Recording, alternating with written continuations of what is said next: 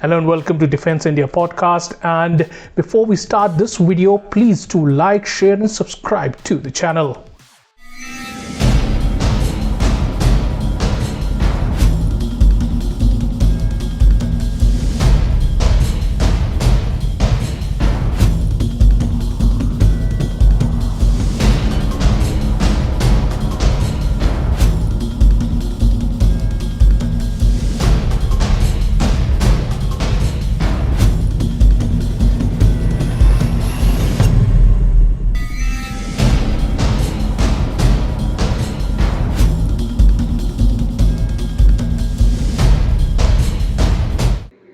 Welcome to another edition of Defense India podcast. And normally we come on a Sunday, but the development in the neighborhood has forced us to come to you once again. Vicky, I don't think so. We have to get into the pleasantries of the things, but situation is getting out of hand in Bangladesh. Yeah, actually, Akash, writing was on the wall. The thing is, if you notice that, we have done plenty of podcasts in the past also, where we spoke about, the kind of danger that is, lurking in our neighborhood. Right. And see, the protests were happening, it was over a quota system, but it was very clear, after some time that, they wanted the government to be toppled. Right. Okay, and because there is a very, very strong mechanism out there which wanted Sheikh Hasina out, and also there's been a lot of Western influence also, and a lot of interference also that has been taking place for quite some time, because many countries in the West did not want Sheikh Hasina there as the Prime Minister. That is one thing. So a lot of dots to connect out there. So, I wouldn't look at it just as some kind of an isolated protest that has happened in Bangladesh, because of which the Prime Minister had to, step down and also, leave the country at the end of it. It's not. Let's put it how it is. She fled the country, not leave the country. Yeah. Okay. Yeah. Yeah. This is very true. Very rightly said. Very rightly said. Yeah. But Vicky, we have. What started off as you said that the writing was on the wall. What started off as just a mere student protest? How could just a mere student protest force a government to topple? That is something that I don't understand. That that the army came in and then the ultimatum was given to the Prime Minister saying that okay, if you don't step down in the next 45 minutes, we are going to arrest you. So I am not able to understand the kind of situation, because like when the Supreme Court over there said that okay, 30% is way too much for the reservation, let's bring it down to 5%. The government said okay, we will think about it. And all of a sudden, over the weekend, the protest starts once again. And within hours, we have seen that how the situation has come out in Bangladesh. So I don't understand that. What were the interests as far as the army also goes in terms of these protests? Because army, because the army chief over there, he met with all these protesters also before he gave an ultimatum to Sheikh Hasina. Yeah, that is true. Akash, so see, the way things have gone, in the sense, it looks like a very clear military coup. Okay, that is one thing, with the army, although, the army chief's language, may have sounded very polite, because I think the first statement that he came out is that she has left the country and then, Right.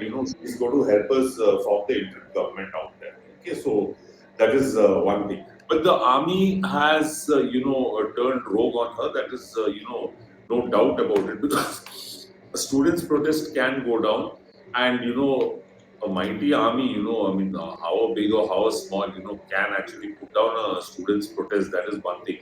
But it was very clear that they were also hand in glove with these, with a lot of elements out there, and it is not just the students or the army. There is a very radical Islamist set out there. There are a lot of Christian missionaries who are also working there.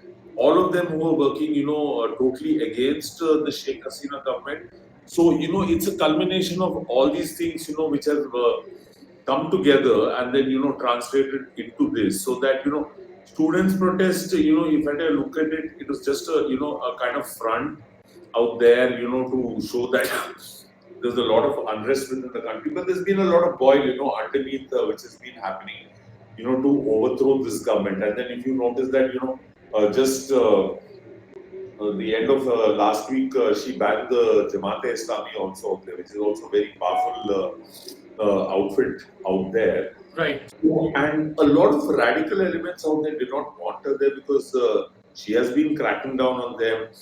A lot of people did not like the very fact that her ties with India were also very very close. Correct. In fact, I would say one of the very few, or rather only friendly neighbor that we had, in recent times and things. So a lot of factors have gone into this, and students' protest was just a front, Akash, at the end of it. And you know how easy it is to fan students into, Correct. protesting and pelting stones. They have their own frustrations and things like that. I mean, not everybody's gone there for a cause. But it was, all perfectly this one, try to this one. And how I see this ending is that there is going to be a military rule for some time. And then, an interested party like, the West, which has always, been trying to put in their leader, they're going to put in some leader out there of, their choice. And that is when, things will start settling down, So that's how I see this going. And as far as India is concerned, so like the BSF chief also was on the border where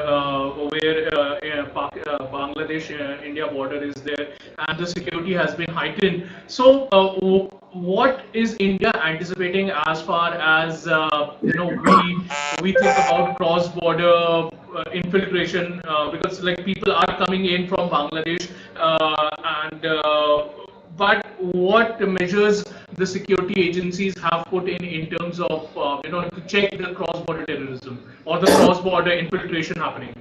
Yeah, now definitely, as I say that security has been tight around the area, there is no doubt about it, but it has to, go up at least, 100-fold now. Okay, that is one thing. Because, Akash, everything out there, what happens along the border cannot be, solved by, firing or might and things like that. There has to be one diplomatic channel also, which needs to be open all the time, so that, you can get in touch with the government and say, there is an infiltration. Maybe, our BSF will, step up its game and, have even more tight security. But then what happens on the other side of it? Are they, so this one, like, like what happens in Pakistan? There's an infiltrator coming in. Our army is all geared up, but if their army is supporting, I mean, at least 10% of the battle is lost out there. So, how friendly is this military led government going to be towards India? And how easy it is going to be to open up a diplomatic channel in case we have problems like infiltration and cattle smuggling, and which we have been seeing for years and years together. So at least till now we had a diplomatic channel to open up and talk to. It all depends on how we are able to connect with that existing military leadership there and how friendly they are going to be. Because clearly, after what I've seen today, they were not exactly in favor of the former prime minister, if I may call her, because she has resigned now. So it's it's a lot to do that. Currently, we need to keep our borders secure, ensure that there is no mass infiltration that is happening, because more than anything else, mass infiltration has been happening because it's been a part of a very long-term plan by a sect within Bangladesh as well as Pakistan to infiltrate the border states in Right. India in large numbers and create a kind of an imbalance out there. Correct. So on that front, we have to be this one. But on the diplomatic front, I think it's too early to say anything, Akash. I don't know whether we can really open up diplomatic channels, and we don't know how friendly this military-led government is going to be towards India. Right. What I think is that the coming days are going to be very crucial as far as the relationship with Bangladesh goes, and of course, the Bangladesh economy is definitely going to take a big hit in terms of how the things are. To be very honest, let's say what the situation is. It is typically an Islamization of Bangladesh now. To what some extent Sheikh Hasina had been preventing it for the hardliners to take control of Bangladesh, and but now I think the ball is in the court of these hardliners, and we are not so sure. We are not so sure that what is going to happen in the coming days. Though the army has taken up this, but it is kind of a coup only that they have toppled the ruling government and they have set up their own this thing. But Vicky, what would the Indian government, as you said that diplomatically we have to see, wait and watch, and as Foreign Minister S. Shankar has briefed the Prime Minister and he has also briefed the LOP about the situation that is there, and even Mamata Banerjee to some extent has asked all the political parties in Bangladesh to help solve the situation what is happening over there. But diplomatically, what India's next move would be, because Sheikh Hasina is still in India, she's trying to seek asylum, political asylum in London, in UK. If she doesn't get it, will India allow her a political asylum? And if they do, what would be the repercussions of that? I don't think there would be much repercussions about that because Akash, I think over a period of time, because if I am not wrong, the thing is her son who's in the US has said that the mother's not looking to make any kind of a political comeback. Okay, that is one thing.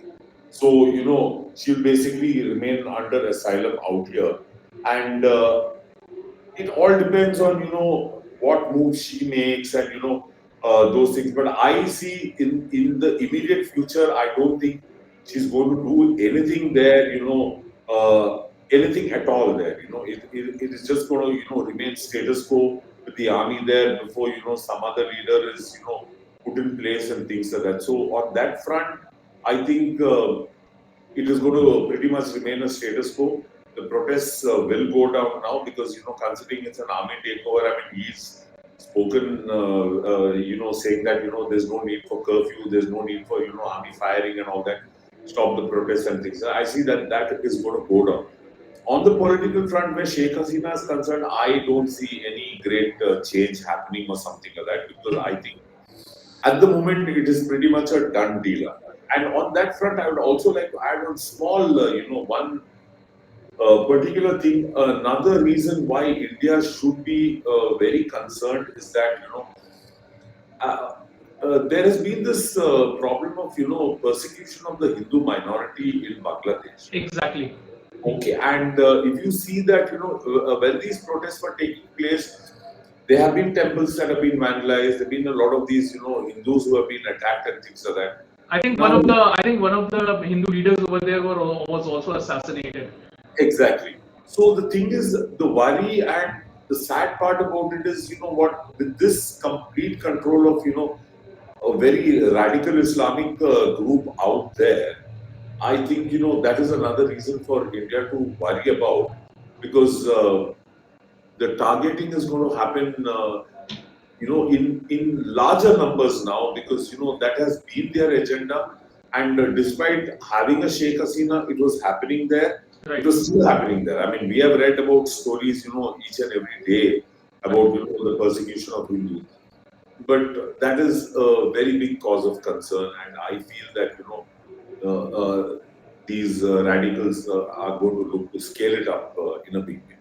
Right. So we have to just wait and watch as far as what the situation is, and as you very aptly put that the Hindus over there who have been persecuted while Sheikh Hasina was in power are in more kind of a threat right now as the hardliners take over there in Bangladesh. So we will keep a very keen eye, and we'll hopefully do another a quick podcast in coming days, and assessing the situation of what is happening in Bangladesh, and how India will react to it in terms of how will we see 1971, once again, or will there be a very diplomatic approach by India as far as the condition in Bangladesh goes? But on that note, very much thank you, Vicky, for joining me on very short notice, and thank you all for watching. Thank you so much, Akash. Thank you so much.